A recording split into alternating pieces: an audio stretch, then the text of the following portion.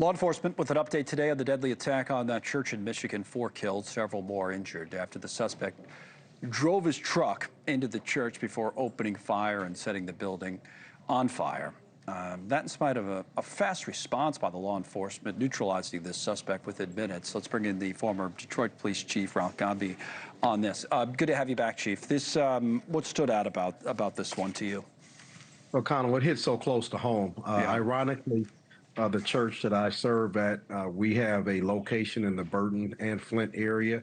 So as I was driving to church, I saw all of the activity on I-75 northbound, and it was just such a tragic situation.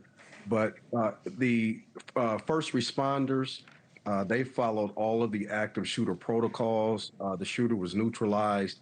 It is commendable how that county, the state, the feds, they responded to at least as much as you can in such a horrible circumstance, minimize the loss of life. They did the best they could in a terrible situation, it sounds like. Yes, they did. The FBI's acting special agent in charge, Reuben Coleman, a clip earlier, we mentioned motive and that type of thing. Here's what was said. We are continuing to work to determine a motive. In the past 24 hours, our investigative squads and specialty teams have been out all night, exhausting leads, some of which have been coming in from the public via tips. Our special agents, victim specialists, child advocate forensic interviewers, and local partners have interviewed over 100 victims and witnesses to date.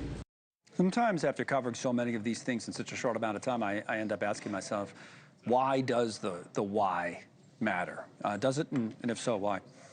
It absolutely does. And I think a couple of things that just leap off of the proverbial pages for me is a war veteran and how we deal with PTSD and the aftercare of our veterans. I think as a country, we really have to just stop. And don't get me wrong, I don't want to sympathize over the victims. Right. However, we do have a problem with the mental health helps for post-traumatic stress, because it is reported that he's a veteran. He served in Desert Storm. And some of the things that we see as first responders in war, I think we have normalized it, but it is far from normal.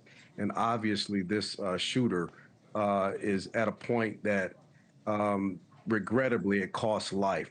There's some reporting here, Colin, that there's a city council candidate from Grand Blanc that had a conversation with the shooter about a week ago, and he expressed his disdain and hate for Mormons, even calling them the antichrist.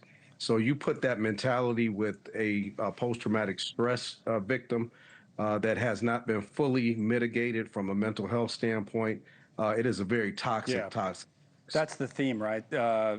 Wrong rhetoric in the wrong, in the wrong mind, essentially, that we've been talking about for weeks. Ralph Godbee, again, thank you, former Detroit Police Chief. Okay. Thank you for watching. Subscribe below and download our NewsNation app right now on your phone, and you will get fact-based, unbiased news for all Americans.